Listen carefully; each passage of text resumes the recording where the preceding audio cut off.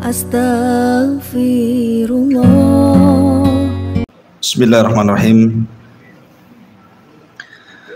Assalamualaikum warahmatullahi wabarakatuh. Alhamdulillah wassalatu wassalamu ala Rasulillah wa ala alihi wa sahbihi wa mawala. Wala hawla wala quwata illa billahi wa ba'du. Taib, malam ini kita masuk pada surah Al-Qadar. Surah Qadar atau Al-Qadar dalam tertib Al-Quran masuk pada surat yang ke-97 dengan jumlah ayat 5, jumlah kalimat 30 dan jumlah huruf 114. Dan suratul Qadar adalah surah Makkiyah, artinya turun sebelum hijrah Nabi sallallahu alaihi wa ala alihi wasallam. Adapun diberi nama surah Al-Qadar karena memang ada kata-kata Al-Qadar. Inna anzalnahu fi lailatul qadr. Di sini Allah Subhanahu wa taala berfirman, Inna anzalnahu fi lailatul qadr. Sesungguhnya kami turunkan Al-Qur'an di malam Lailatul Qadar.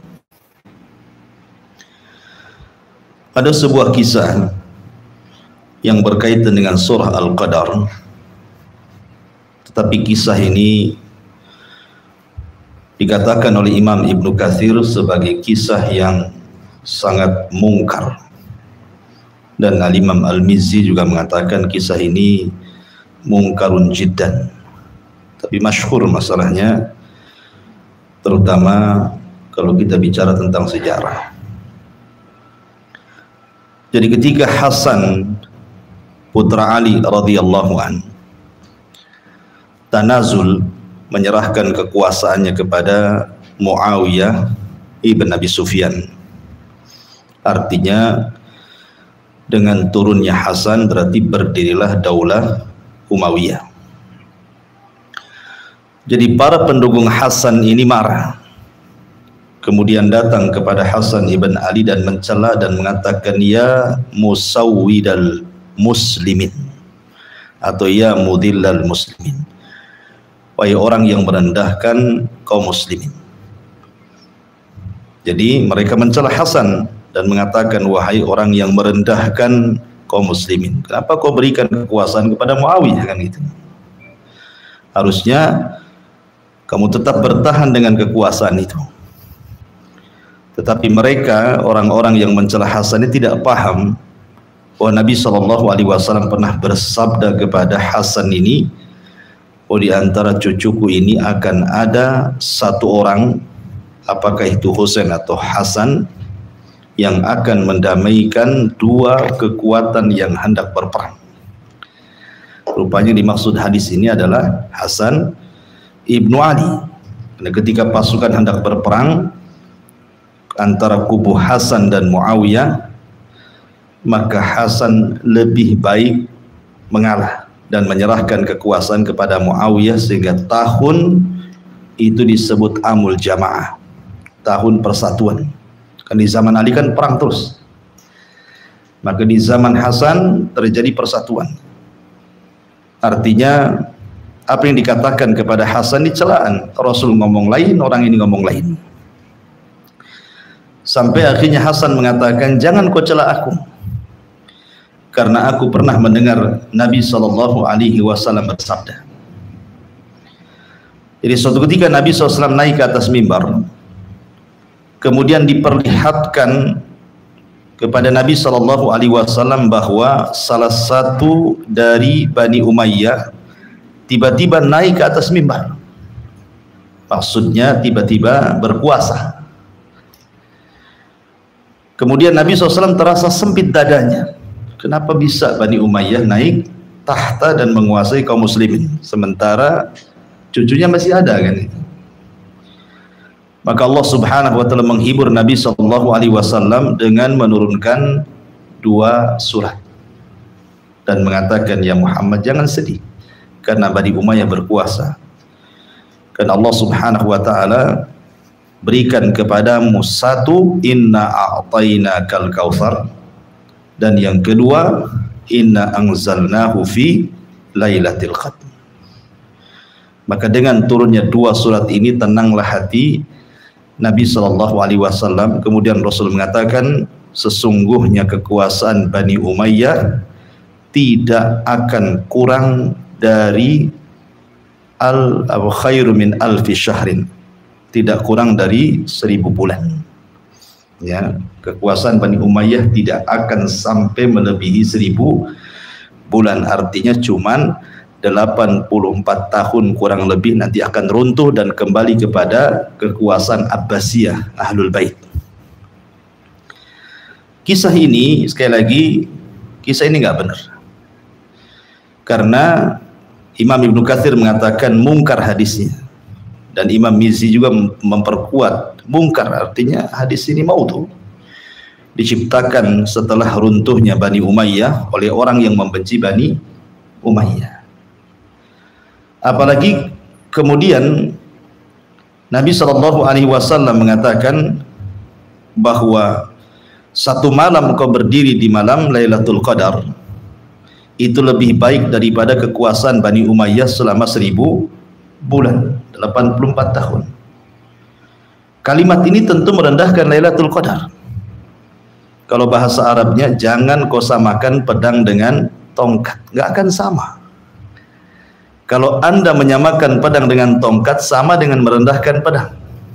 Harusnya kalau menyamakan, jangan pedang dengan tongkat, pedanglah dengan pisau gitu kan. Nah, mungkin agak sedikit imbang. Masa pedang dengan tongkat disamakan? Ya enggak, merendahkan pedangnya namanya. Masa malam Lailatul Qadar disamakan dengan kekuasaan Bani Umayyah? Kan merendahkan Lailatul Qadar namanya. Makanya kata para ulama, hadis ini tidak benar, hadis ini mungkar. Ya. Apalagi ikhwatu fillah muliakan Allah Azza wa Jalla, kalau kita melihat kekuasaan Bani Umayyah itu, kekuasaan Bani Umayyah ini, kita tahu bahwa ketika Ali bin Abi Thalib radhiyallahu anhu jatuh kemudian meninggal di tangan Abu Lulu al-Majusi, Abdurrahman ibn Mulzam, seorang Khawarij. Kemudian kekuasaan jatuh kepada Hasan, tapi 6 bulan saja kan. Jadi antara jarak Hasan menyerahkan kekuasaan kepada Muawiyah bin Abi Sufyan dan berdirinya Bani Umayyah dengan runtuhnya Bani Umayyah itu lebih daripada 100 tahun.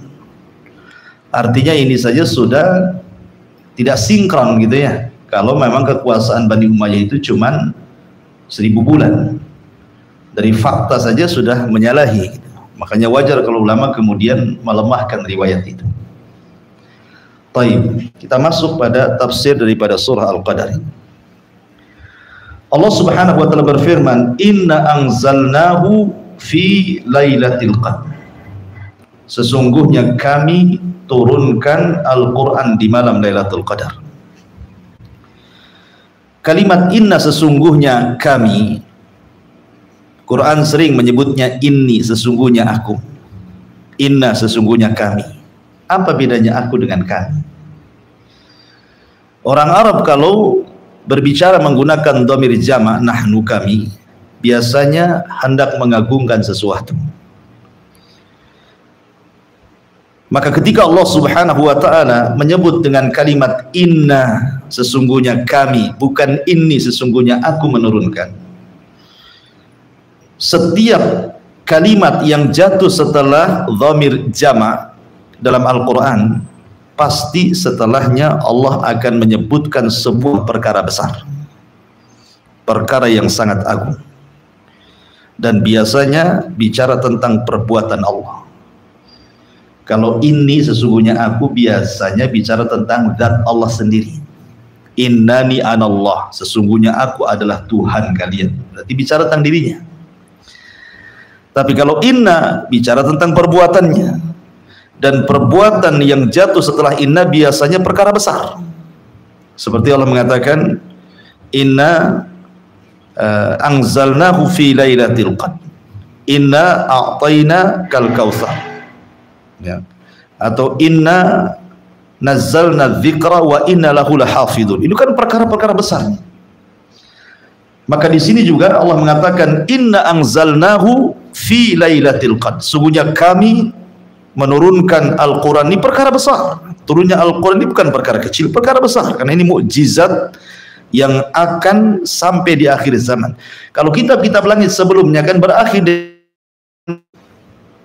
Taurat berakhir dengan meninggalnya Nabi Musa, Zabur berakhir dengan meninggalnya Nabi Daud, kemudian Injil juga sama dengan meninggalnya Isa, sampai lahir Rasul. Walaupun Rasul sudah meninggal, Al-Quran tidak lekang dimakan zaman, dia akan tetap berlaku menjadi mukjizat sampai kiamat. Ya. Makanya Allah mengatakan inna anzalnahu, ini perkara besar turunnya Al-Quran ini.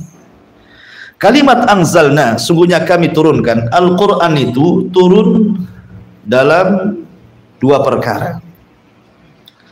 Ada sebagian para ulama mengatakan maksudnya inna anzalnahu itu artinya inna bada'na nuzul al-Quran, sesungguhnya kami memulai menurunkan Quran di malam Lailatul Qadar. Kalau ini maknanya berarti permulaan turun Al-Quran itu di malam Lailatul Qadar. Surah Al-Alaq ayat 5 pertama, ketika Rasul diangkat menjadi Nabi, itu turun di malam Lailatul Qadar. Adapun lebihnya bisa di malam Lailatul Qadar, bisa di luar malam Lailatul Qadar. Artinya permulaan turunnya saja. Ketika Nabi SAW di Gua Hira, tahannut, tafakur di situ, tiba-tiba Jibril datang dalam bentuk manusia, kemudian memeluk Rasul SAW. Ya, biasalah salaman, kemudian berpeluk gitu ya. Kemudian Jibril membisikkan di telinga Rasul, Iqra. Kata Rasul, ma'ana biqari, saya tidak tahu. Tapi Nabi SAW sudah tahu bahwa dia akan didatangi Jibril dalam mimpinya, karena 6 bulan sebelum peristiwa ini Rasul kan suka mimpi, dan mimpinya Rasul itu kal falakis subhi, seperti falak subuh. Setiap mimpi malamnya kejadian selalunya, termasuk juga perjumpaan dengan Jibril sudah dimimpikan Rasul. Rasul tidak kaget kan gitu. Kemudian ketika Jibril mengatakan Iqra, Rasul mengatakan ma'ana biqari, makin erat pelukan Jibril. Kemudian sampai ketiga kali Rasul tetap mengatakan ma'ana biqari, makin erat pelukan Jibril, sampai Rasul keluar keringat karena ketakutan. Dari sini menunjukkan bahwa seorang guru terkadang perlu juga keras terhadap murid-muridnya, ya kan, supaya jangan sampai guru itu diremehkan oleh muridnya gitu ya. Ada sedikit keras sedikit lah kalau antum ngajari sesuatu pada anak gitu ya, karena Jibril kan semakin memeluk, semakin mengeras pelukannya, semakin mengeras pelukannya kan, seolah-olah memaksa Rasul kan itu ya. Tapi karena Rasul mengatakan ma'ana biqari, saya tidak bisa baca, barulah Jibril kemudian mengatakan Iqra bismi rabbikal ladzi khalaq, khalaqal insana min 'alaq, Iqra wa rabbukal akram alladzi 'allama bil qalam, 'allamal insana ma lam ya'lam. Lah, 5 ayat ini turun di malam Lailatul Qadar. Ini saja permulaannya. Makanya Allah mengatakan inna anzalnahu fi lailatul, maksudnya kami turunkan permulaan Quran itu di malam Lailatul Qadar. Ini satu pendapat. Ya. Pendapat yang kedua, maksudnya inna anzalnahu fi lailatul qadar, sungguhnya kami turunkan Al-Quran itu secara jumlah, artinya secara keseluruhan turun di malam Lailatul Qadar. Bukan surah Iqra saja, tetapi bukan kepada Rasul. Karena itulah perbedaan Quran dengan kitab-kitab dulu. Kalau kitab dulu seperti Taurat langsung diberikan secara langsung, hari itu dikasihkan semua. Satu kitab kepada Musa, Zabur satu kitab kepada Daud, kemudian satu kitab kepada Isa. Quran tidak. Quran itu turun munajjaman, mufarraqan, ayat per ayat selama 23 tahun disesuaikan dengan peristiwa dan kejadian. Lalu apa maksudnya turun 30 juz itu di malam Lailatul Qadar? Maksudnya turun dari Lauhil Mahfud kemudian diturunkan ke langit dunia, ada satu tempat namanya Baitul Uzza. Nah, disitulah Quran ditaruh. Jadi pertama Allah Subhanahu wa ta'ala ciptakan kolam, kemudian Allah mengatakan, wahai kolam, wahai pena, catatlah segala sesuatu yang akan terjadi sampai kiamat dibangkitkan. Maka kolam mulai mencatat apa yang difirmankan Allah, termasuk juga Quran. Maka ketika Nabi SAW diutus akan menjadi seorang Nabi dan Rasul, maka Allah turunkan Al-Quran langsung 30 juz dari Lauhil Mahfud ke langit dunia yang disebut dengan Baitul Uzza. Di sini Al-Quran diletakkan di langit pertama. Yang kita lihat langit pertama itu. Baru setelah itu Allah Subhanahu wa ta'ala turunkan munajjaman mufarraqan, ayat per ayat. Seperti kalau Rasul ditanya tidak bisa, maka turun satu ayat jawabannya. Atau ada kasus seperti para sahabat ketika mencari cincin Aisyah di padang pasir gitu kan. Mereka belum ada ayat, akhirnya mereka terpaksa pulang cepat-cepat ingin sholat, takut hilang waktunya. Kata Rasul, turun ayat. Kenapa kau tidak tayamum saja, kan gitu ya? Turun ayat gitu ya. Jadi seperti itu, ada peristiwa turun ayat, ada peristiwa turun ayat, dan itu selama 23 tahun baru sempurna 30 juz diturunkan kepada Nabi SAW. Tetapi turunnya Al-Quran, Al-Quran itu bukan hikayah an kalami Jibril, bukan hikayat kalam Jibril. Jibril kemudian menyadur dari Lauhil Mahfud kemudian disampaikan kepada Rasul, bukan. Tetap Jibril datang menghadap Allah, kemudian Allah berfirman kepada Jibril, kemudian Jibril menyampaikan kepada Rasul, di mana firman-Nya tidak lebih kurang, artinya sama dengan apa yang ada di Lauhil Mahfud ataupun yang sudah tersimpan di Baitul Uzza. Tetapi tetap Jibril tidak mengambil dari Lauhil Mahfud atau tidak mengambil dari Baitul Uzza, tetap Jibril datang kepada Allah. Ya, karena Al-Quran itu kalam Allah masalahnya, bukan hikayah an kalamillah, bukan hikayat dari kalam Allah, bukan. Quran itu kalam Allah. Bukan Jibril ngambil dari Lauhil Mahfud dikasihkan sama Nabi, tidak. Tetap Jibril datang kepada Allah, Allah berfirman, di mana firman-Nya tidak menyelisih apa yang ada di Lauhil Mahfud atau yang ada di Baitul Uzza. Itu maksudnya. Karena Quran itu kalamullah, bukan makhluk. Ya. Ma'asyiral muslimin yang dimuliakan Allah Azza wa Jalla, ini di antara dua penafsiran yang masyhur tentang makna inna anzalnahu fi lailatul qadar. Allah Subhanahu wa taala mengatakan fi lailatul qadar. Di sini ada dua kalimat, lailah dengan al-qadar. Ya. Kenapa lail? Kenapa malam? Kenapa tidak siang saja? Ya. Siang Lailatul Qadar, siang Qadar gitu. Kenapa malam Lailatul Qadar? Karena kalau kita cerita malam, banyak keistimewaan malam dibandingkan siang. Isra Mi'raj terjadi di malam hari. Namanya Isra. Isra itu perjalanan malam. Mi'raj itu diangkatnya Rasul ke langit gini. Makanya disebut Israil. Kenapa Nabi Yakub disebut Israil? Il itu artinya Allah. Karena Nabi Yakub itu berjalan di malam hari, berzikir kepada Allah, makanya disebut Israil, keturunan disebut Bani Israil. Ya. Artinya perjalanan Isra di malam hari, tidak di siang hari. Kemudian syariat tahajud di malam hari kan? Ya. Syariat tahajud di malam hari. Allah turun ke langit dunia di malam hari. Sepertiga malam akhir Allah Subhanahu wa ta'ala turun ke langit dunia yang disabdakan Nabi SAW, yanzilu rabbuna ila sama'id dunya fi kulli thuluthil lailil akhir wa dhalika kulla lailatin. Allah turun ke langit dunia dan itu sepertiga malam akhir, dan itu setiap malam. Ditegaskan kalimat malamnya di sini. Itu setiap malam. Di sepertiga malam akhir Allah turun. Kemudian Allah berfirman, man yad'uni fa astajibalah wa man yas'aluni fa utiyah wa man yastaghfiruni fa aghfirullah. Siapa yang berdoa aku kabulkan, siapa yang minta aku kasih, siapa yang minta ampun ku ampuni semua dosanya. Di malam hari kan itu. Isra Mi'raj di malam hari, syariat tahajud di malam hari, Allah juga turun di malam hari gitu. Malaikat turun juga di malam hari membawa rahmat. Wa Qur'anal fajri kana masysikan para malaikat. Ya. Termasuk juga turunnya Al-Quran di di malam hari, karena malam hari itu banyak keistimewaan.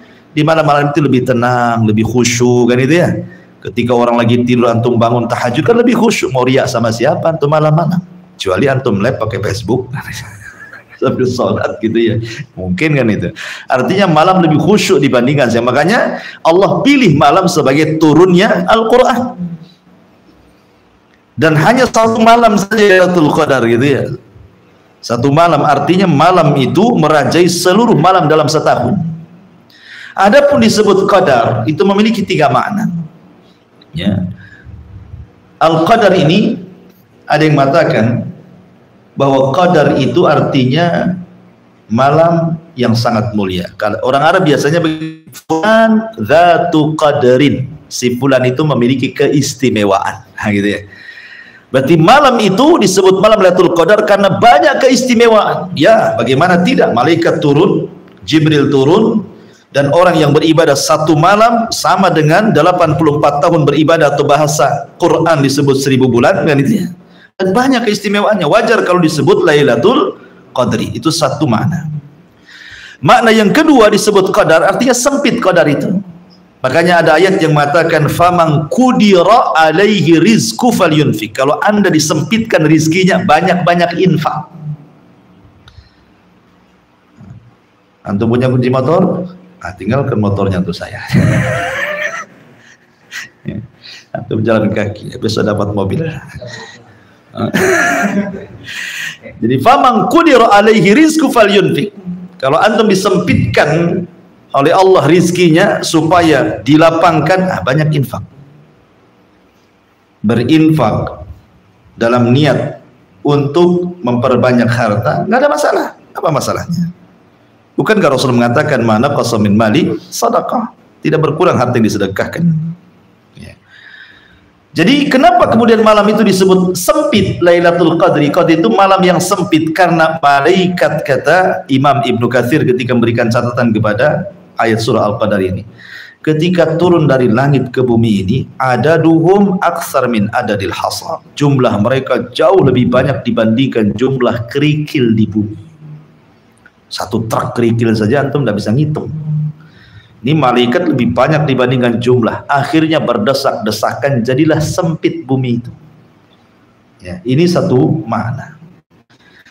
Makna yang ketiga Lailatul Qadri. Kenapa disebut qadar? Karena qadar itu diambil dari qada wal qadar. Nah, ada qada, ada qadar. Artinya malam ditentukan takdir. Jadi takdir itu ada yang sifatnya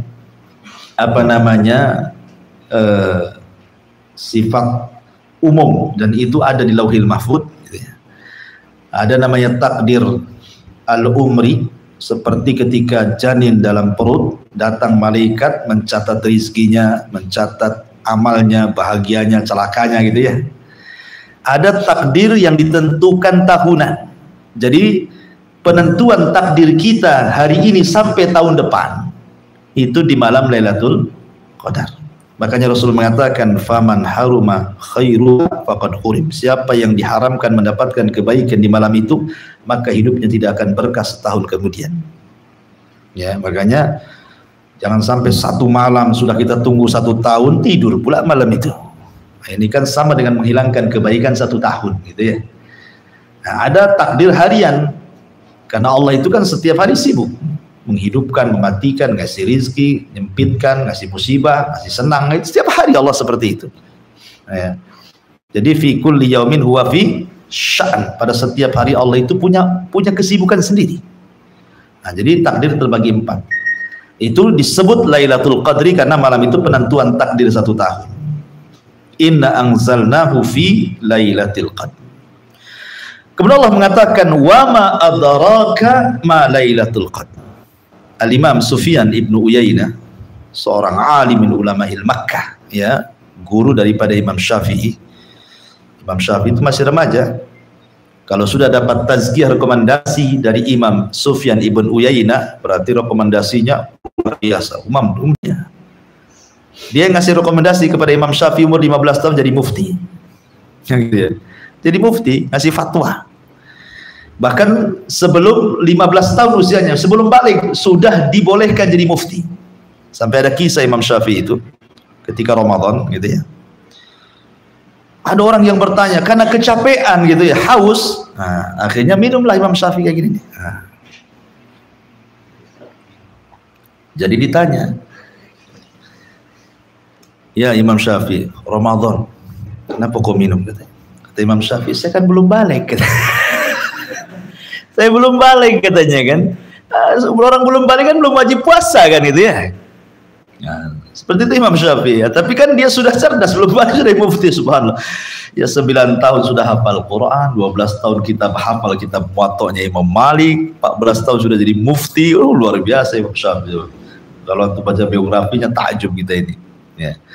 Jadi Sufyan ibnu Uyainah memberikan catatan, kalau ada dalam Al-Quran kalimat wama adrak, adrak itu fi'lul madhi, fi'lul mudhari'nya yudrik, adraka yudrik. Biasa dalam Quran itu dua kalimat selalu ada itu, wama adrak dengan wama yudrik. Ya, al-qari'atu mal qari'ah, wama adraka mal qari'ah. Di sini ada adraka kan, al-haqqah mal haqqah, wama adraka mal haqqah. Inna anzalnahu fi lailatul qadr wa ma adraka ma lailatul qadr. Selalu Quran tuh menyebut kalimat adrak. Artinya, tahukah engkau Lailatul Qadar? Kalau disebut adrak, kata Sufyan ibn Uyainah, pasti Allah setelahnya akan memberitahu. Tetapi kalau menggunakan fi'il mudhari, wa ma yudrik, pasti setelahnya Allah tidak akan kasih tahu. Itulah bedanya. Kalau pakai fi'il madhi, wa ma adrak, setelahnya Allah kasih tahu apa yang dimaksud pertanyaan itu. Tapi kalau pakai fi'il mudhari, setelahnya Allah tidak kasih tahu. Contoh umpamanya, wa may yudrik la alla sa'ata takunu qariba. Ya. Wa may yudrik, tahukah kamu bahwa sebenarnya kiamat itu telah dekat? Dan setelahnya tidak dijelaskan karena memang tidak ada yang tahu kiamat. Kiamat itu kan kegaiban kan. Hanya Allah saja yang tahu. Tetapi kalau menggunakan fi'il madhi adrak, pasti setelahnya dikasih tahu. Wa ma adraka ma lailatul qadar, baru lailatul qadri khairum min alfi syahr. Langsung ditafsirkan. Itu faedah bahasa lah ya. Dari Sufyan ibn Uyainah rahimahullahu taala. Wa ma adraka ma lailatul. Kenapa dibuat sebuah pertanyaan istifham? Karena besarnya perkara yang sedang diceritakan di sini. Wa ma adrak, tahukah kamu apa lailatul qadar itu? Oh, berarti ini kan ada perkara besar nih. Seperti kalau saya mau buat semacam kejutan kepada antum kan, pasti kan dirahasiakan dulu. Ya, surprise namanya, apa itu? Nah, nanti baru dikasih tahu kan itu ya. Disembunyikan dulu baru dikasih tahu. Nah, berarti ini perkara besar nih, kejutan. Wa ma adraka ma lailatul qadar. Baru Allah mengatakan lailatul qadri khairun min alfi syahrin. Lailatul Qadri khairun min alfi syahrin, karena malam Lailatul Qadar lebih baik daripada 1000 bulan orang yang beribadah. Suatu ketika Nabi SAW bercerita di hadapan para sahabat seperti ini. Dulu di zaman Bani Israel ada 2 orang yang tidak pernah maksiat seumur hidupnya kepada Allah Azza wa Jalla. Dan dia beribadah kepada Allah kalau malam salat, kalau siang jihad dan puasa selama 1000 bulan. Ceritakan di hadapan para sahabat. Takjublah para sahabat, mana ada orang tidak pernah maksiat 1000 bulan gitu kan, luar biasa tuh. Ya. Ketika takjubnya para sahabat Nabi dengan cerita Nabi SAW, maka Jibril datang kepada Rasul dan mengatakan, kenapa sahabat-sahabatmu takjub dengan kisah wahai Muhammad? Sesungguhnya Allah Subhanahu wa taala telah turunkan satu malam untukmu dan untuk umatmu yang jauh lebih baik dibandingkan 2 Bani Israel yang tidak maksiat beribadah selama 1000 bulan. Kemudian diturunkan ayat inna anzalnahu fi lailatul qadr wa ma adraka ma lailatul qadr lailatul qadri khairum min alfi syahr. Malam Lailatul Qadar jauh lebih hebat dibandingkan 1000 bulan atau Anda beribadah selama 84 kurang lebih tahun. Begini ikhwan, kalau kita mendengar satu ayat dibacakan, bagaimana dakwahnya Nabi Nuh alaihi salatu wassalam, alfasanatin illa khamsina ama. Nuh itu berdakwah saja 1000 tahun dikurangi 50 tahun, artinya usia dakwahnya Nabi Nuh itu berapa? 950 tahun. Kalau diglobalkan dengan usia semuanya dari awal hidup sampai wafat, berarti 1400 tahun kurang lebih. Ya, itu usianya Nuh. Artinya usia orang dulu itu panjang-panjang. Sampai ada seorang ibu menangis gara-gara anaknya meninggal. Ditangisi anaknya. Zaman dulu tapi. Udah ditanya, kenapa kau menangis wahai ibu? Kata ibu, saya menangis sedih anak saya meninggal. Memang berapa usia anakmu? Sittina sana. 60 tahun. 60 tahun usia anak-anak kan itu. Itu zaman dulu 60 tahun masih remaja, anaknya meninggal, rupanya 60 tahun. Nah kalau sekarang 60 tahun ya kakek-kakek mati lah. Iya kan?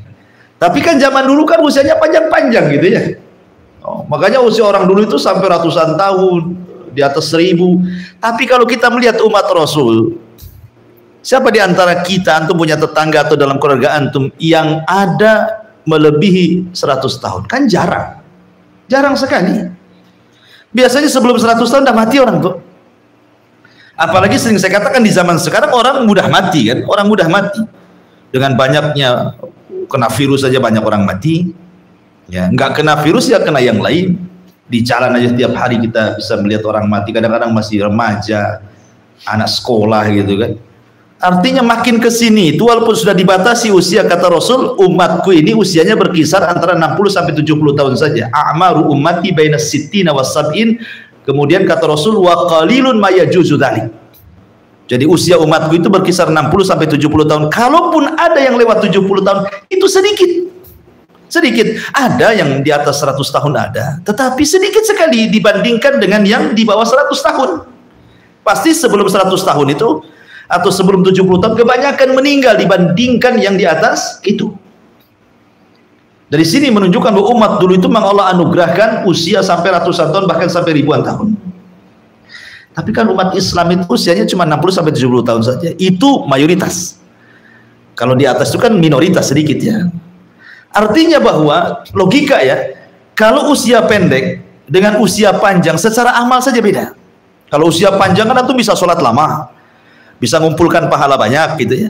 Kalau usia pendek tidak bisa kita banyak-banyak mengumpul pahala karena terbatas usia. Sehingga ketika usia pendek tidak mungkin juga beramal panjang.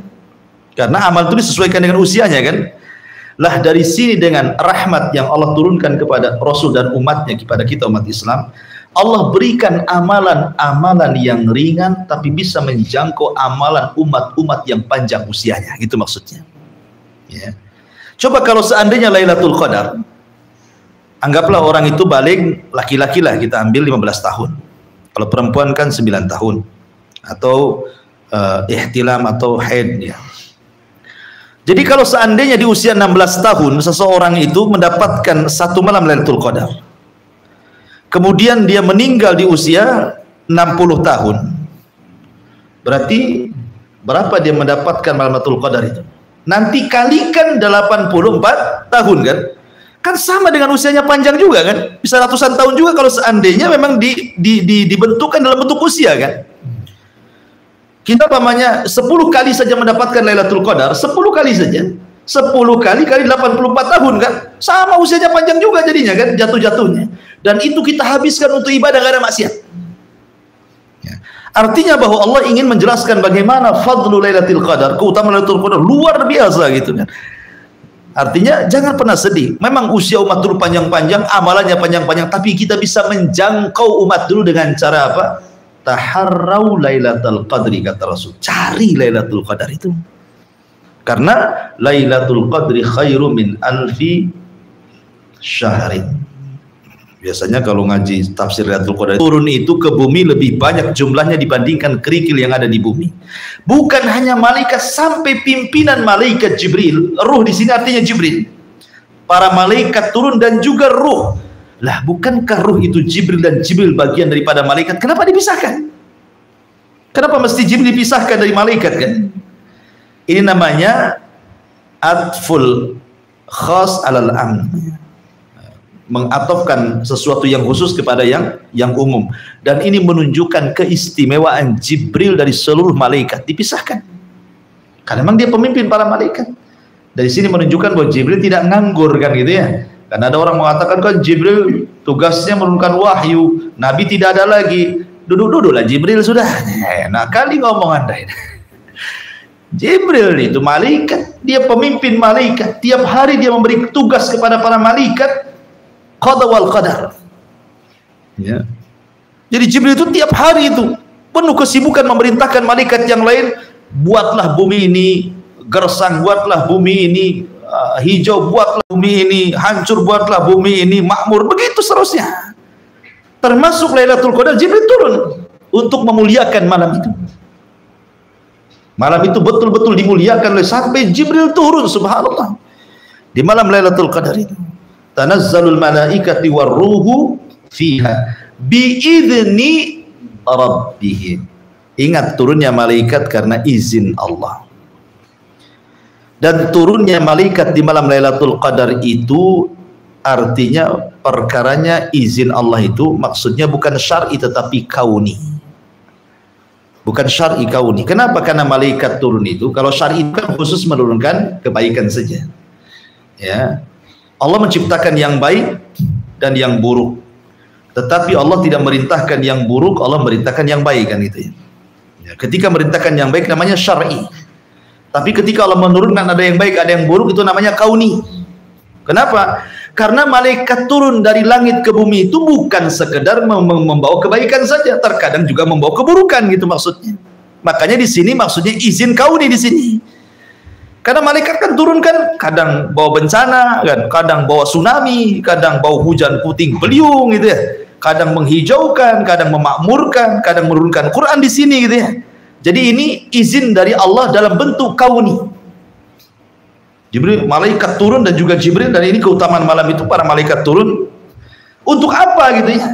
Biidzni rabbihim min kulli amrin. Kalimat amr ini memiliki dua makna. Ada yang mengatakan amr di sini artinya awamir. Awamir itu artinya perintah. Jadi malaikat-malaikat turun dari langit ke bumi itu dalam rangka melaksanakan perintah Allah, gitu ya. Tapi ada yang juga yang mengatakan yang dimaksud amrin di sini minal umur, jama daripada umur, bukan amir. Al-amru itu kan ada dua jama ya. Ada jawabannya awamir, ada jamaknya al-umur. Kalau awamir itu perintah, kalau umur itu lain, perkara lain. Berarti bicara tentang qada wal qadar. Jadi malaikat turun itu untuk menentukan takdir kita. Itu kalau jamaknya al-umur. Tapi kalau jamaknya al-awamir berarti itu Allah memang memerintahkan malaikat di malam itu turun kamu, nah, gitu ya. Turun semua, muliakan malam ini. Dan dua-duanya benar. Ya, dua-duanya benar penafsiran dalam amri. Biidzni rabbihim min kulli amrin salam. Ya, keselamatan. Ada yang mengatakan maksudnya kaum muslimin ketika itu Allah berikan keselamatan karena di malam itu tidak ada setan. Sudah Ramadan itu setan diborgol, tambah malaikat turun, makin tidak bisa bergerak. Artinya di bulan Ramadan, di malam-malam yang lain selain Lailatul Qadar, memang setan yang diborgol itu masih bisa bergerak. Bisa bergerak mereka. Tapi ingat, tidak semua setan diborgol kan, karena lafaz hadis Nabi wasufidatis syayatin, setan diborgol itu maksudnya tidak semua setan. Yang diborgol itu marodatu syayatin, sebagaimana riwayat yang khusus mengkhususkan yang umum. Kan ada riwayat umum setan diborgol, tetapi ada riwayat khusus yang mengkhususkan yang umum, marodatus syayatin. Ada lafaz marodah, berarti yang diikat itu marodahnya saja ya, karena setan itu kan bertingkat-tingkat tuh. Ada iblis, di bawahnya ifrit, di bawahnya marodah, di bawahnya ghaul, di bawahnya jin gitu ya. Jadi tingkat-tingkat tuh ya. Yang paling jahat itu disebut marodah. Jadi jin-jin yang jahat itulah yang diikat itu. Adapun gaul yang suka nakut-nakuti ya anak-anak gitu, itu masih dilepas, ya kan? Masih dilepas, apalagi jin setan itu sendiri bukan hanya dari kalangan jin saja, manusia pun bisa jadi setan di bulan Ramadan itu. Iya, setan manusia maksudnya ya. Kakinya nampak. Kalau udah tengok ke bawah itu kaki kursi cuma 4, kaki orang ramai di situ. Baik, balik. Jadinya di sini Allah Subhanahu wa taala menegaskan salam, artinya malam itu keselamatan bagi kaum muslimin. Kenapa? Karena setan gerak pun tidak bisa. Enggak bisa bergerak. Semua setan, bukan hanya marodah saja. Semuanya enggak bisa. Karena malaikat turun betul-betul. Makanya malam itu malam keselamatan. Kaum muslimin diselamatkan dari godaan syaitan malam itu. Ada juga yang mengatakan memang malam itu disebut salam, maksudnya aman, tenang, rahmat turun, pahala banyak di situ. Allah berikan ketenangan betul. Sampai kapan? Salamun hiya hatta matla'il fajr, sampai terbit waktu fajar. Berarti berlalunya Lailatul Qadar. Baik. Dari sini tafsir singkatnya. Baik, sedikit saya akan tambahkan. Bicara tentang Lailatul Qadar, ikhwatu fillah muliakan Allah Azza wa Jalla. Lailatul Qadar, kalimat lail. Kalimat lail itu dimulai sejak kapan? Kalimat lail. Karena kalimat lail ini itu memiliki dua makna. Ada lailun indallah, ada lailun indannas. Ada malam menurut Allah, ada malam menurut manusia kita. Kalau malam menurut kita, ya ketika terbenam matahari, masuk waktu maghrib, kata kita masuk malam, itu malam menurutnya. Tapi malam menurut Allah berbeda dengan malam menurut kita. Karena malam menurut Allah itu dimulai ketika masuk waktu asar dan berakhir di waktu fajar. Kalau malam menurut kita ketika masuk waktu maghrib sampai terbit matahari. Itu manusia kan begitu ya. Kalau udah terbit matahari udah pagi itu. Ya. Dari mana kita tahu bahwa ada perbedaan malam indallah dengan malam indannas itu? Dari hadis Nabi SAW. Nabi mengatakan yata'aqabuna fikumul malaikatul laili wa malaikatul nahar. Allah setiap hari menugaskan para malaikat yang khusus mencatat kebaikan. Ada malaikat yang ditugaskan di malam hari, ada malaikat yang ditugaskan di siang hari. Maksudnya yang mencatat kebaikan saja ya. Kalau yang mencatat keburukan dan kebaikan sudah ada namanya raqib atid di badan kita kan. Tapi ini khusus malaikat ini mencatat kebaikan saja. Yang buruk tidak akan dicatat. Karena dia ketika mencatat langsung diangkat catatannya ke langit. Dan pertemuan antara dua malaikat ini, siang dan malam ini, setiap harinya di dua waktu sholat. Pertama sholat asar, yang kedua sholat subuh. Makanya ketika malaikat ini menghadap kepada Allah, Allah katakan, ma taraktum ibadi, sedang apa kau tinggalkan hamba-hambaku? Maka malaikat-malaikat ini mengatakan, atainahum wahum yusallun wa taraknahum wahum yusallun. Kami datang mereka sedang sholat, kami tinggalkan juga sedang sholat. Gitu.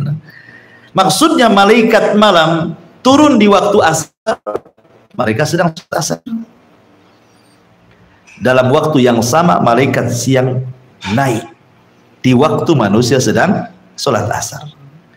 Kemudian datang waktu subuh, malaikat malam naik ke langit di saat manusia sedang sholat subuh, dan pada waktu yang sama malaikat siang yang mencatat kebaikan turun di saat manusia sedang sholat subuh. Dari sini asar dan subuh memiliki dua catatan.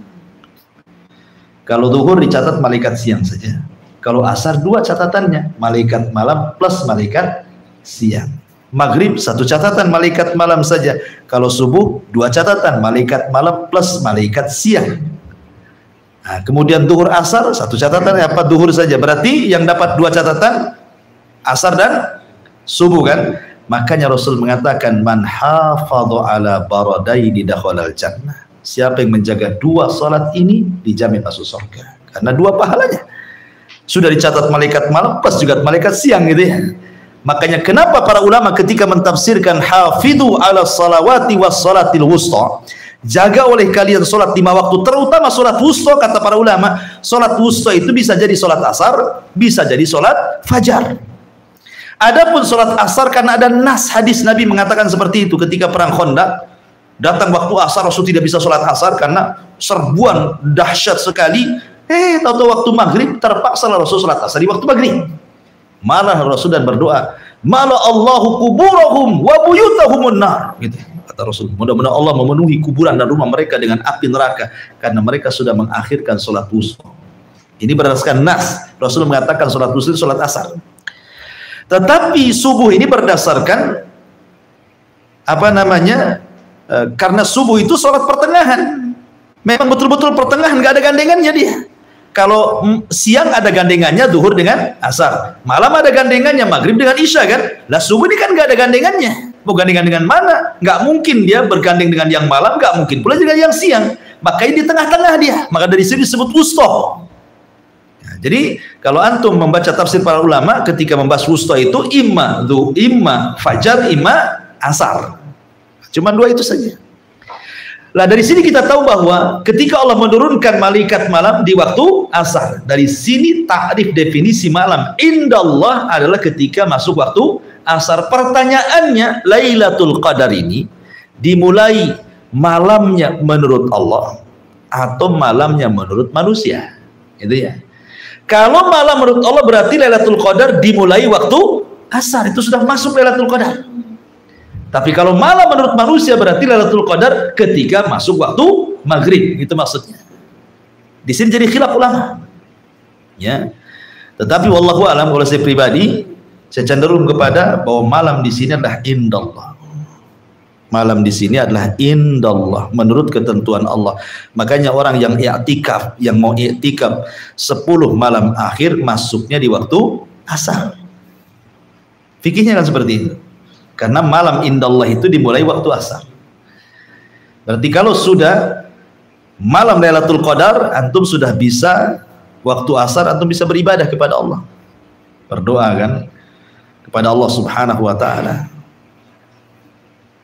Allahumma innaka afuwun tuhibbul afwa fa'fu anni. Itu yang diajarkan Rasul kepada Aisyah ketika ditanya Rasul, kalau in adraktu lailatul qadri famada aqul, Rasul kalau saya dapat di Lailatul Qadar apa yang harus saya ngomong? Berdoa, gitu ya.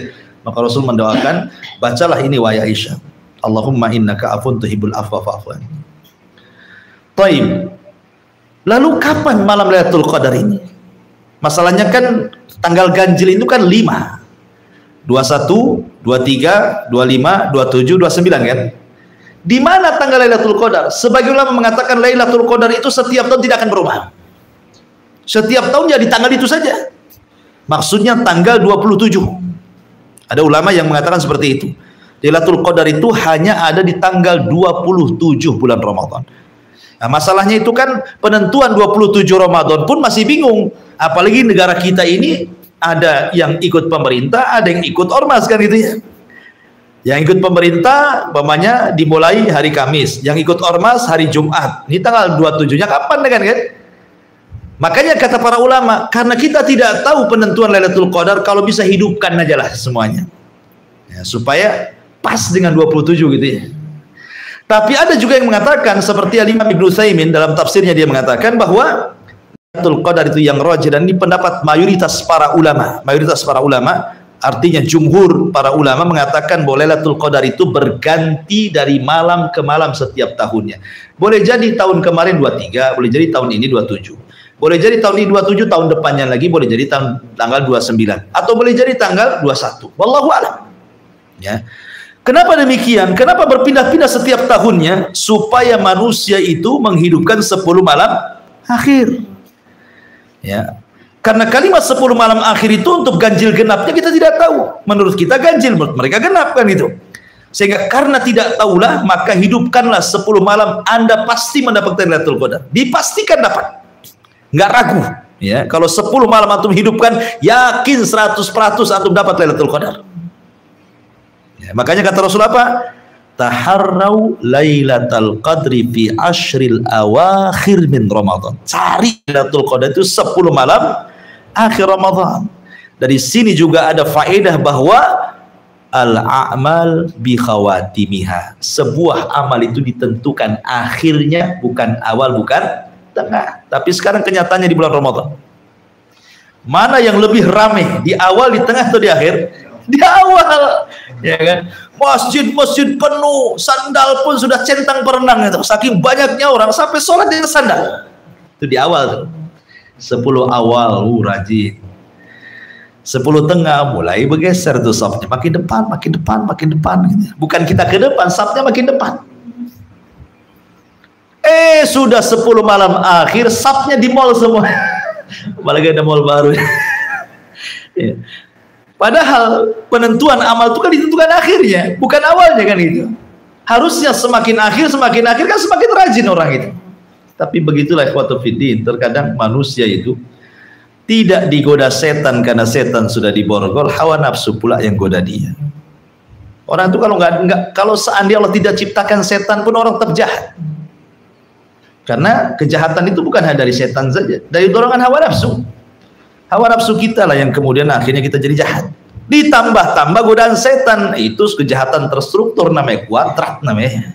Sudah merokap itu. Karena dua arah tuh, hawa nafsu plus setan, satu syubhat satu syahwat. Jadilah kan itu orang itu jahat. Ya. Jadi itu diantara faedah kalimat Lailatul Qadri. Wallahu alam, ini yang bisa sampaikan. Baik, kita buka tanya jawab bagi Anda yang nonton di YouTube. Nah, silahkan nanti kita bacakan. Bagi antum yang hadir teriak saja, atau bagi akhwat silahkan layangkan surat ke atas. Wallahu alam. Baik, fadhal.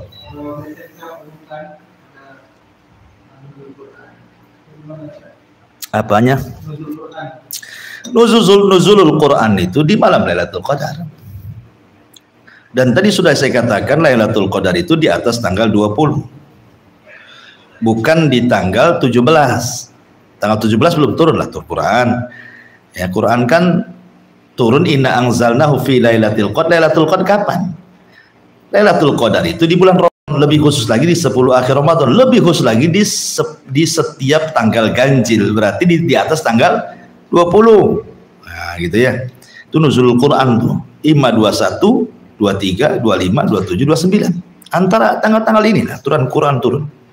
Baik menurut pendapat yang surah Al-Alaq atau menurut pendapat yang secara jumlah turun ke Baitul Uzza di langit pertama. Semua di malam Lailatul Qadar. Dan malam itu disebut Lailatul Mubarakah. Malam penuh berkah. Ya, penuh berkah sekali. Wallahu a'lam. Ya, 17 belum ada Lailatul Qadar lah, antum cari Lailatul Qadar masa tanggal pertengahan, nggak ada ceritanya. Semua orang di akhir Ramadan, bukan di pertengahan. Orang cari Lailatul Qadar itu di akhir. Kalau antum cari Lailatul Qadar di pertengahan sampai kiamat nggak dapat antum. Ya, nggak dapat tuh, karena nggak ada di pertengahan Ramadan itu. Di tanggal 10 sampai 20 itu nggak ada Lailatul Qadar. Lailatul Qadar itu mulainya tanggal 21 sampai ke tanggal 29 kan itu ya. Karena penanggalan Hijriah itu biasanya ganjil. Ya, tanggal Hijriah itu biasanya 29 hari. Nggak ada lebih dari 30, itu Masehi, 31 kan itu ya. Makanya kadang-kadang ada Jumat kelima katanya. Tetapi tanggal Hijriah itu kan ditentukan bulan masalahnya. Makanya kenapa kebanyakan ganjil 29, berarti besoknya sudah tanggal 1. Atau kalau bulannya tidak terlihat, berarti 1 bulan 30 hari baru besoknya tanggal 1 kan itu ya. Nah, seperti itu penentuan tanggal Masehinya. Berarti Lailatul Qadar itu ada di tanggal 21 sampai tanggal 29. Di bawah itu nggak akan ada Lailatul Qadar. Makanya, tapi ingat bahwa Aisyah radhiyallahu anha pernah ditanya tentang Lailatul Qadar. Aisyah mengatakan sebagaimana Allah sembunyikan Ismul A'zam. Ismul A'zam itu nama-nama Allah yang sangat agung dalam Asmaul Husna yang kalau antum baca dalam doa pasti mustajab. Tapi Allah sembunyikan yang mana satu dari 99 nama itu. Ar-Rahman, Ar-Rahim, Al-Malik, Al-Qudus, Al-Qayyum, Al-Hayyu, nggak tahu kita yang mana satu. Allah sembunyikan. Ya. Padahal dalam 99 nama itu ada namanya Ismul A'zam, nama Allah yang paling agung yang kalau antum berdua mengucapkan nama itu pasti mustajab. Tapi masalahnya nggak tahu yang mana satu.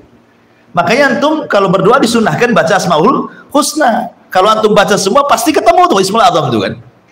Sebagaimana Allah sembunyikan Ismul A'zam dalam Asmaul Husna, begitu juga Allah sembunyikan Lailatul Qadar di 10 akhir Ramadan, kata Aisyah. Nah, jadi cari ya 10 hari hidupkanlah pasti dapat gitu ya. Wallahu a'lam.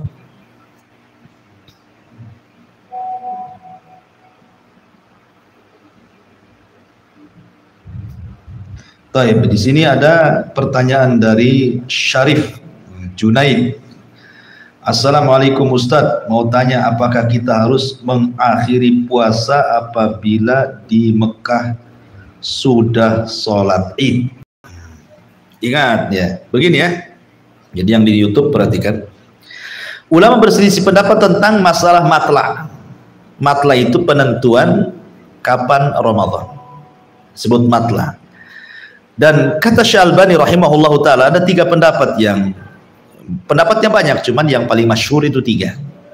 Satu, pendapat yang mengatakan satu dunia satu matlah, di mana negara melihat kita wajib mengikuti negara ke yang melihat. Saudi melihat, kita ikut Saudi.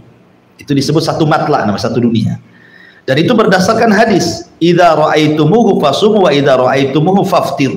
Apabila kau melihat bulan di mana saja, di negara mana saja, berarti besok puasa. Kalau nanti di akhir Ramadan kalian melihat bulan lagi, berarti besok sudah Idul Fitri. Dari hadis ini satu dunia satu matlah. Pendapat yang kedua, tidak. Masing-masing negara punya matlah masing-masing. Indonesia tidak harus ikut Malaysia, Malaysia tidak harus ikut Brunei, Brunei tidak harus ikut Saudi. Masing-masing negara punya matlah. Artinya apa? Untuk supaya tidak terjadi perpecahan. Di pemerintah tidak jadi perpecahan. Kalau sudah pemerintah menentukan besok Ramadan, satu Indonesia, kita tetapkan besok Ramadan. Jadi kebijakannya dikembalikan ke masing-masing negara. Berarti ini juga ada hadisnya, hadis Quraib. Berdasarkan hadis Quraib, Quraib ini kan safar dari Madinah ke Syam.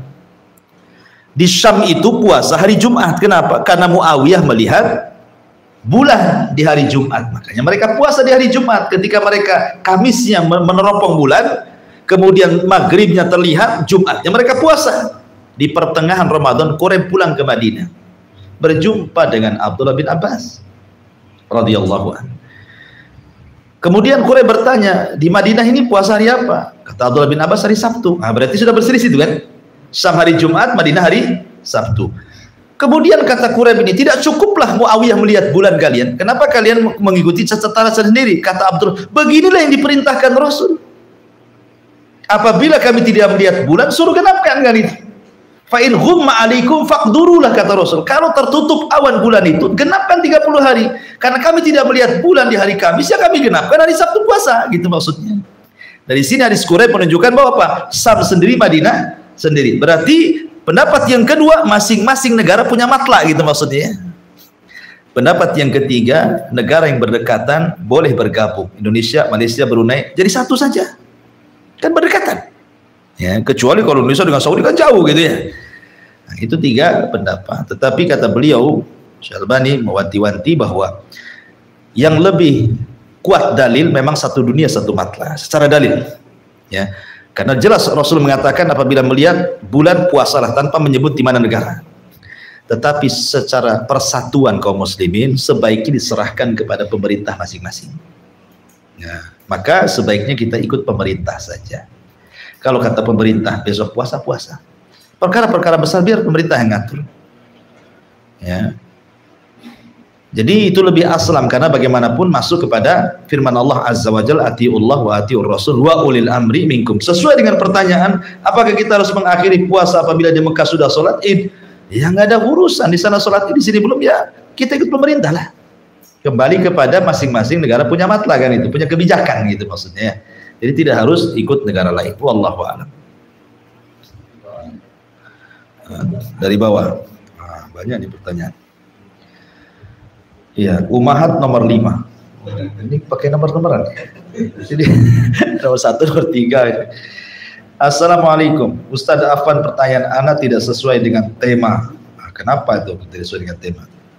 Bagaimana cara kita untuk menyikapi hadis yang berbunyi, ada seseorang yang mengamalkan amalan sorga sehingga jarak antara dia dengan sorga hanya sejengkal, akan tetapi takdir mendahuluinya sehingga akhir hidupnya dia mengamalkan amalan penduduk neraka sehingga dia masuk dalam neraka.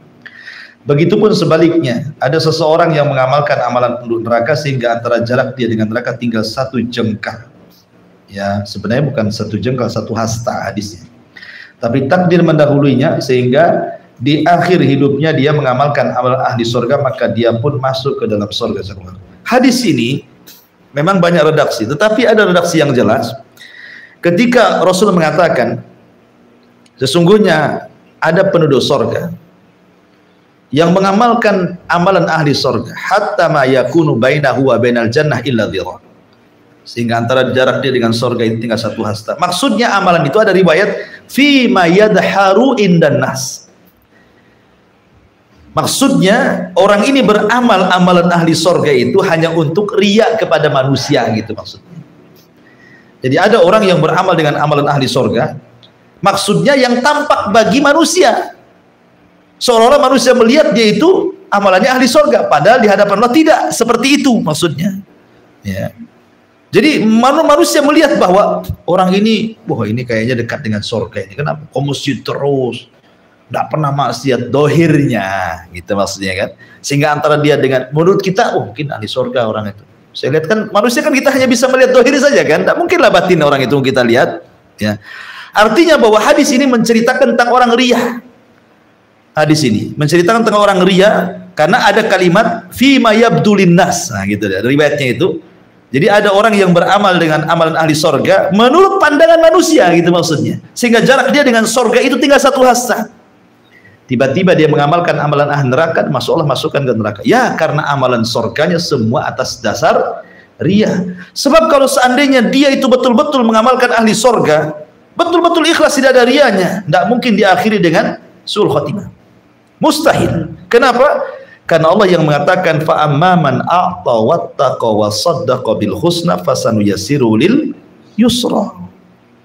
Fa idza faragta fansab. Allah mengatakan fa amman a'ta, barang siapa yang memberi, dengan ilmunya dia beri, dengan hartanya dia sedekah, dengan pengetahuannya dia sebarkan, wattaqa karena ketakwaan dia kepada Allah, wa saddaqa bil husna dia yakin dengan balasan surga, fasanuyassiru sudah Allah mudahkan dia beribadah.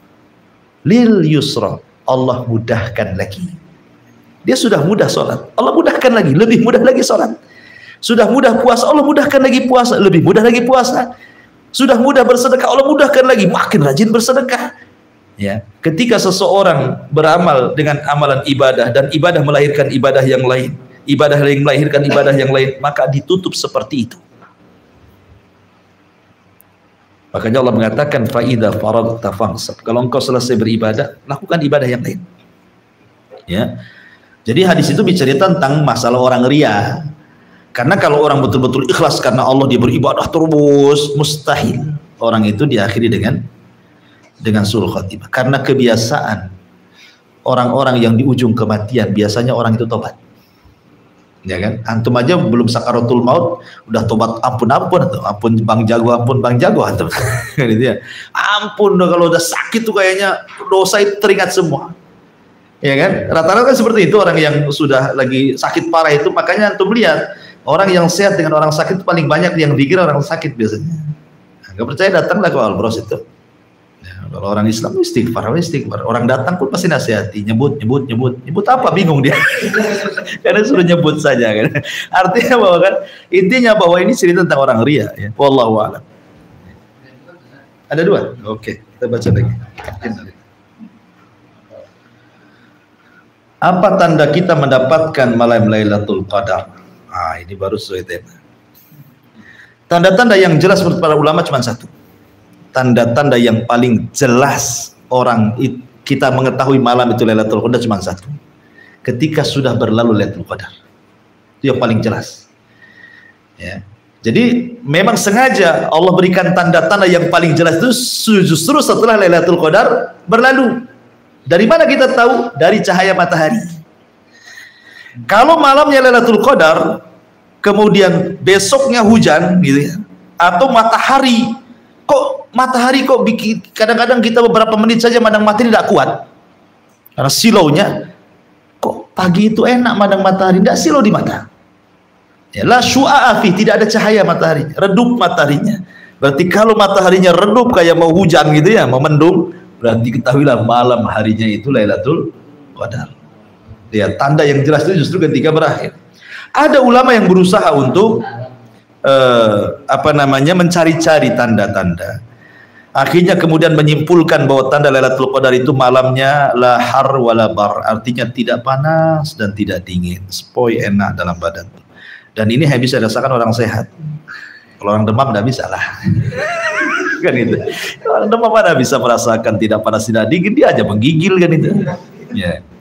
Yang kedua ada ziyadatun nur, tambahan cahaya. Tidak bisa, kita ini hidup sama listrik.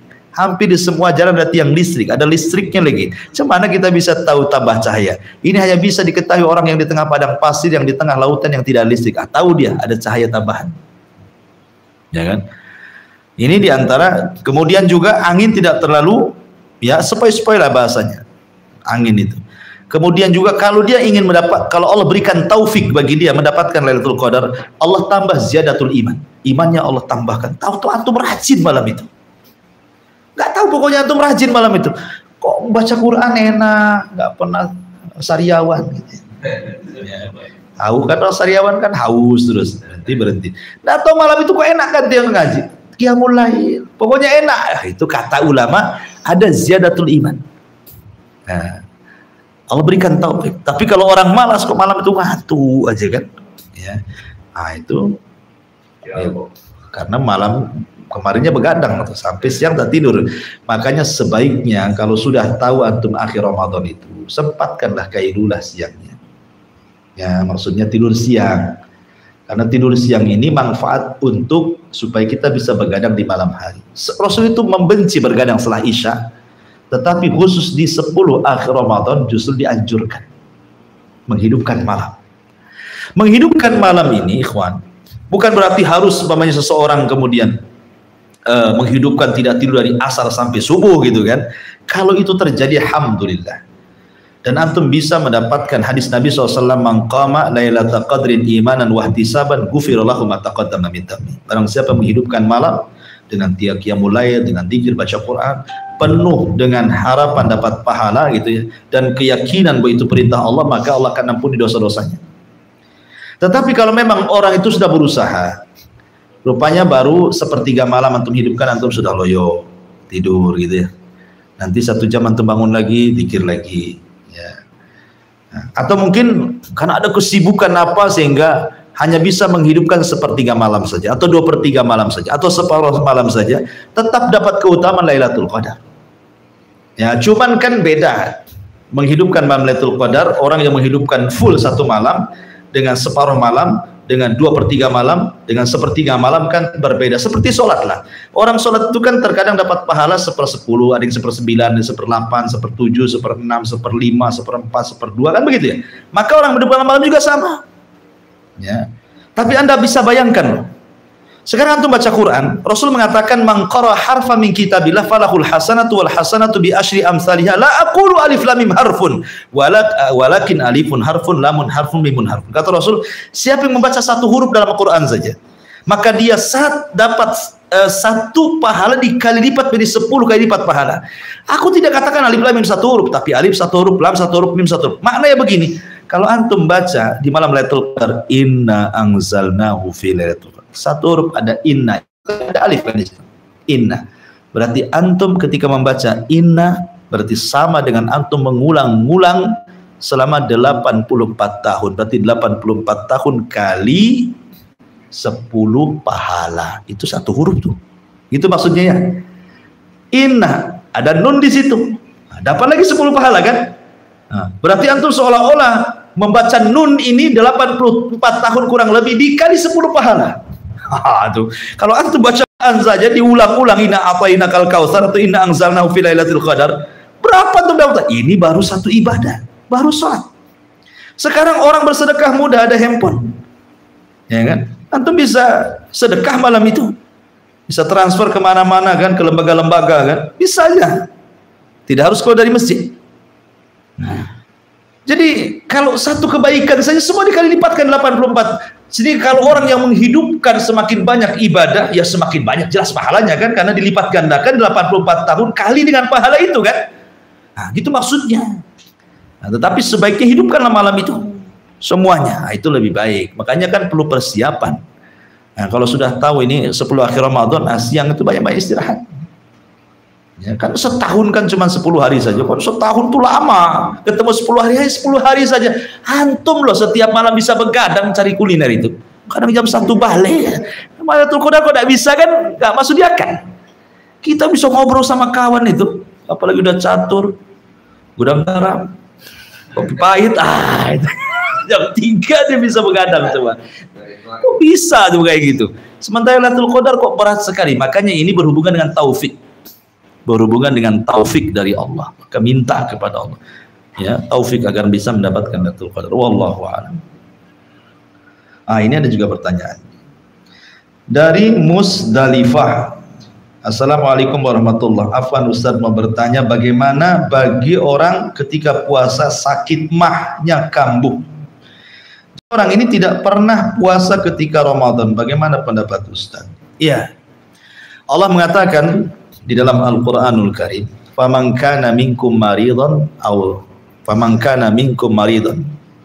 Barang siapa di antara kalian yang sakit ataupun safar. Di situ ada takdir yang tidak disebut Quran, fa'aftar. Kemudian dia membuka puasanya, membatalkan puasanya, maka Allah mengatakan hendaklah diganti di hari yang lain, kan itu. Diganti yang lain. Artinya kalau memang sakit parah dan menurut kedokteran, menurut dokter memang dipastikan kalau melanjutkan puasanya akan jadi masalah. Ya, masalah mencelakakan dirinya gitu ya. Maka sebaiknya dibatalkan puasanya. Tetapi sekali lagi sakit yang membahayakan. Sakit kepala saja nggak membahayakan. Tidur saja hilang kan itu. Nanti diganti di hari yang lain. Ya, diganti hari yang lain. Makanya kalau sudah tahu Anda punya penyakit mah seperti ini, maka minum obatlah ketika sahur kan itu ya. Udah tahu dia punya penyakit mah, dibiarkan. Ya, itu. Disengajakan, nah, apalagi disengaja gitu supaya batal, itu udah nggak boleh lagi. Kalau sudah tahu punya penyakit malamnya diobati. Nah, supaya nanti siangnya bisa beribadah. Kan harusnya ada persiapan segala sesuatu. Tapi kalau memang Allah takdirkan Anda sakit mah, umat lambung udah akut gitu kan, sakit, kalau bisa membahayakan apalagi sampai kematian, batalkan puasanya. Nanti di hari yang lain kan bisa setelah Ramadan antum qadha.